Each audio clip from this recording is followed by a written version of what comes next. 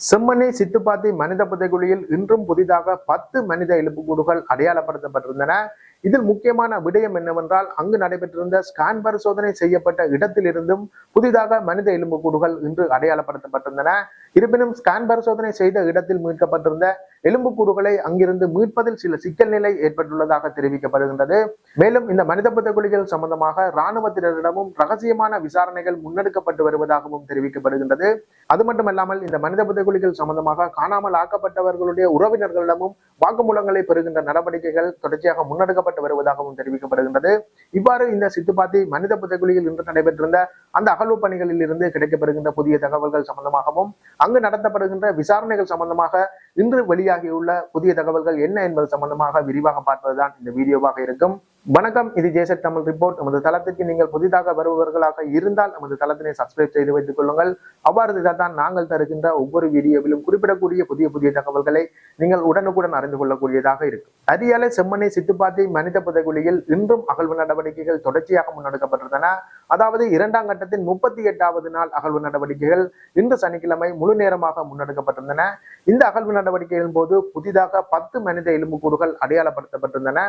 இதில் முக்கியமான விடயம் என்னவென்றால், அங்கு நடைபெற்றிருந்த ஸ்கேன் பரிசோதனையில் அடையாளப்படுத்தப்பட்டிருந்த இடத்தில் இருந்தும் இன்று மனித எலும்புக்கூடுகள் அடையாளப்படுத்தப்பட்டுள்ளன. அதாவது இந்த அகழ்வு நடவடிக்கைகளானது, அதாவது ஸ்கேன் பரிசோதனை செய்யப்பட்ட இடத்தில் நடைபெறுகின்ற அகழ்வு நடவடிக்கைகளானது கடந்த சில நாட்களாக தொடர்ச்சியாக முன்னெடுக்கப்பட்டு வந்திருந்தன. குறிப்பிட்டு சொல்ல வேண்டுமாக இருந்தால், அந்த பகுதிகளில் 4 அடி வரை அந்த மண் அகழ்ந்திருந்த போதும் அங்கு எந்த விதமான மனித எலும்புக்கூடுகளோ சான்று பொருட்களோ மீட்டெடுக்கப்படவில்லை. இருப்பினும் நேற்று முன்தினம் நடைபெற்றிருந்த அகழ்வு நடவடிக்கைகளின் போது, அதாவது ஸ்கேன் பரிசோதனை செய்யப்பட்ட இடத்தில் நேற்று முன்தினம் நடைபெற்றிருந்த அகழ்வு நடவடிக்கைகளின் போது ஒரு மாட்டினுடைய எலும்புக்கூடு அடையாளப்படுத்தப்பட்டிருந்தது. அதன் தொடர்ச்சியாக அந்த பிரதேசத்தில் இன்று நடைபெற்றிருந்த அகழ்வு பணிகளின் போது அந்த மாடு புதைக்கப்பட்ட இடத்திற்கு கீழே சில மனித எலும்புக்கூடுகள் அடையாளப்படுத்தப்பட்டுள்ளன.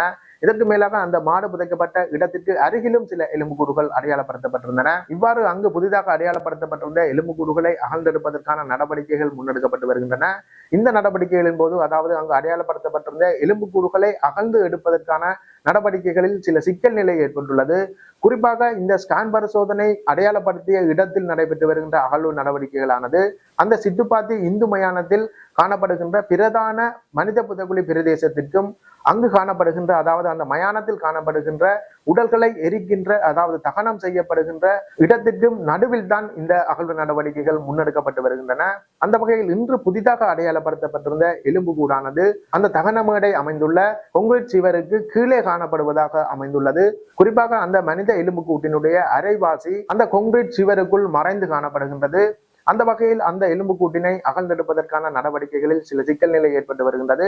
இருப்பினும் அந்த கொங்கிரீட் சுவர்கள் அகற்றப்பட்டு அந்த எலும்புக்கூட்டினை மீட்பதற்கான நடவடிக்கைகள் மேற்கொள்ளப்படும் என்றும் தெரிவிக்கப்படுகின்றது. மேலும் அந்த கொங்கிரீட் சுவருக்கு கீழேயும் மனித எலும்புக்கூடுகள் இருக்கின்றனவா என்பது தொடர்பான ஆராய்வுகளும் மேற்கொள்ளப்படும் என்றும் கூறப்படுகின்றது. அந்த வகையில் இன்று புதிதாக அடையாளப்படுத்தப்பட்டிருந்த 10 எலும்புக்கூடுகளுடன் சேர்த்து அந்த மனித புதைகுழி பிரதேசத்திலிருந்து மொத்தமாக அடையாளப்படுத்தப்பட்டிருந்த எலும்புக்கூடுகளுடைய எண்ணிக்கை 197ஆக அதிகரித்துள்ளது.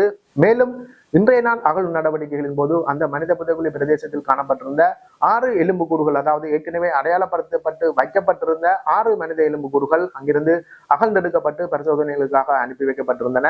இதன் அடிப்படையில் அங்கு மொத்தமாக பரிசோதனைகளுக்காக அகழ்ந்தெடுக்கப்பட்டிருந்த எலும்புக்கூடுகளுடைய எண்ணிக்கை 180ஆகவும் அதிகரித்துள்ளது. இது மட்டுமல்லாமல் அந்த மனித புதைகுழி தொடர்பிலான விசாரணைகளை முன்னெடுத்து வருகின்ற குற்றப்புலனாய்வு திணைக்களத்தினர் இது சம்பந்தமாக காணாமல் ஆக்கப்பட்ட உறவினர்களிடம் வாக்குமூலங்களை பெறுகின்ற நடவடிக்கைகளில் தொடர்ச்சியாக ஈடுபட்டு வருவதாக தெரிவிக்கப்படுகின்றது.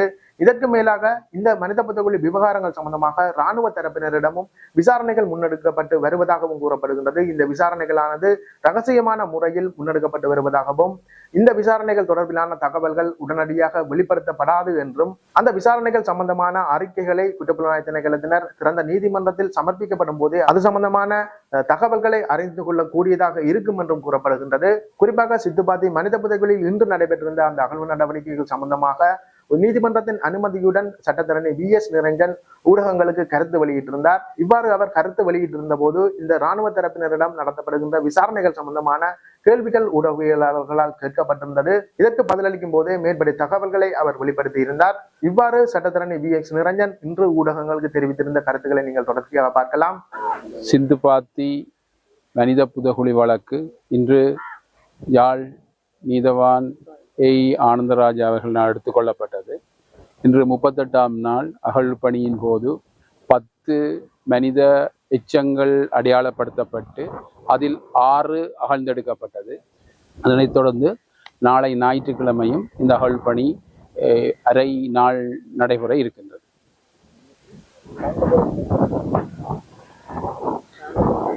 சான்று பொருட்கள் இன்று மீட்கப்படவில்லை. ஏற்கனவே மீட்கப்பட்ட சான்று பொருட்கள் அடையாளப்படுத்தப்பட்டு நீதிமன்ற கட்டுக்காவலுக்கு பாரப்படுத்தப்பட்டிருக்கின்றன.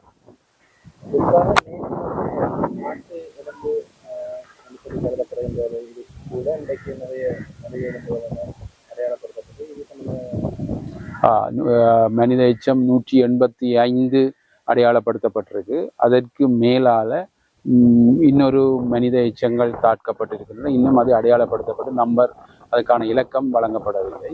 நாளை அகழ்ந்தெடுக்கும் போது அது சம்பந்தமான விவரங்கள் கூறக்கூடியதாக இருக்கும். நன்றி.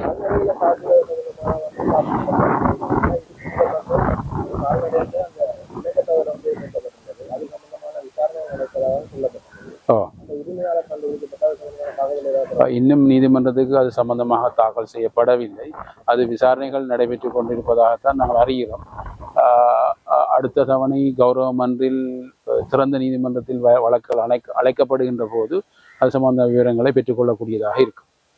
இரண்டாவது முறையாக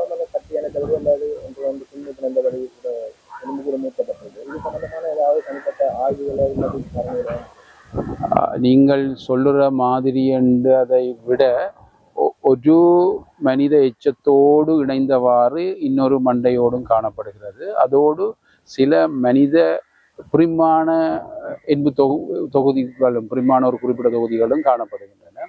அவை தற்போதுதான் அகழ்ந்தெடுக்கிற பணி ஆரம்பிக்கப்பட்டிருக்கிறது. அது அகழ்ந்தெடுத்த பிற்பாடு அதன் விவரங்கள் தெரியக்கூடியதாக இருக்கும். ஏற்கனவே இந்த இடம் ஒரு இராணுவ முகாமாக அதுக்கு பிற்பாடு இந்த மாட்டு இடம்புகள் தொடர்பிலே ஆய்வுகள் அது தொடர்பான விசாரணைகள் நடந்தது. ஏற்கனவே இதுல இராணுவ முகாம் இருந்ததற்கான சகல சான்றுகளும் இருக்கிறது. அவ்வாறான அதாவது இராணுவ தரப்பிலே ஏதாவது விசாரணைகள் மேற்கொள்ளப்பட்டிருக்கிறதா? இதுல இருக்கிற அந்த சிறிய தலைமையிலே யாழ் மாவட்ட இராணுவ தலைவர்கள் அவர்களிடத்திலான ஏதாவது இது தொடர்பாக இங்கே ஏதாவது நடவடிக்கை இடம்பெற்றதான விசாரணைகள் அப்படி முடிக்கப்பட்டதா? இது நாங்கள் காணா போனோர் சார்பில் தான் ஆஜராகி கொண்டிருக்கிறோம்.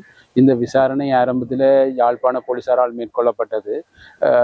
பிற்பாடு குற்றப்புலனாய்வு பிரிவினரால் பாரமெடுக்கப்பட்டு விசாரணைகள் ஆரம்பிக்கப்பட்டிருக்கின்றன. குறிப்பாக எங்களுக்கு தெரிந்தவரை பொதுமக்களிடம்தான் கூடுதலான விசாரணைகள் மேற்கொள்ளப்படுகின்றன. சிந்துபாத்தி இந்து மயான சபை, காணா போனோர் குடும்பங்கள், மற்றது சட்ட ரீதியற்ற முறையில் மகப்பேறு சம்பந்தமான விடயங்கள் செய்கின்ற போன்ற விடயங்களாக தான் விசாரணை நடைபெற்று கொண்டிருக்கிறது. இராணுவத்திடம் நடைபெறுகின்றதா அவ்வாறான விடயங்கள் எங்களுக்கு தெரிய வருவதில்லை. அது அந்த விசாரணைகளை கேட்கக்கூடிய முறைமைகளும் இல்லை. அது முற்றுமுழுதாக இரகசியமாக குற்றப்புலனாய்வு பிரிவினர் செய்து கொண்டிருக்கின்றார்கள். அது இறுதியாகத்தான் அது சம்பந்தமான அறிக்கை அவ்வாறு செய்திருந்தால் இறுதியாக அது சம்பந்தமான அறிக்கைகளை தான் காணக்கூடியதாக இருக்கும். ஆனால் நீங்கள் சொன்ன கரிசனைகளை நாங்கள் நீதிமன்ற கவனத்துக்கு கொண்டு வரலாம். இவ்வாறான விசாரணைகளை மேற்கொள்ளப்பட வேண்டும் என்று எங்களுடைய சமர்ப்பணங்களில் கேட்கக்கூடியதாக இருக்கும். நன்றி.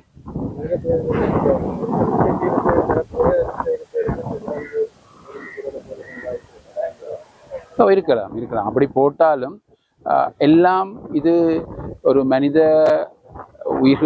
குலத்துக்கு எதிரான ஒரு பாரிய குற்ற பிரதேசமாகத்தான் இது கருதப்படுகின்றது.